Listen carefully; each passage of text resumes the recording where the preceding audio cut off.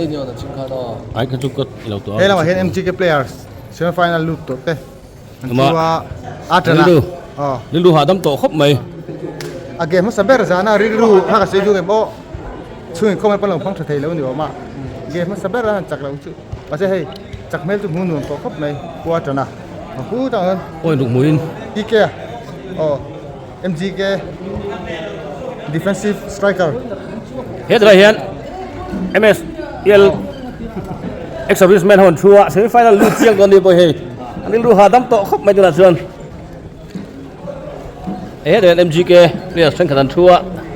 hey sao đi theo thế bạn kia theo sao muốn tổ bồi đụng mũi uli đàn nhẹ hệ thà đùa rồi xin phép bắn ra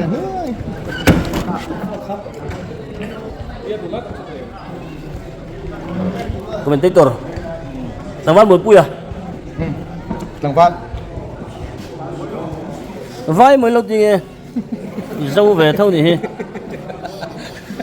con si pa hiya hey ai dit lak samwa tianga lo ta hi ni ama hi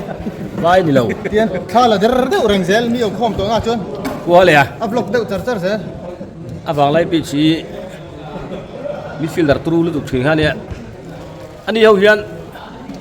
MLF futsal cup đã khan best keeper kai di ve ro ei sai khe ka à hiền gần champion này chen te zara MGK anh coach Sariki nè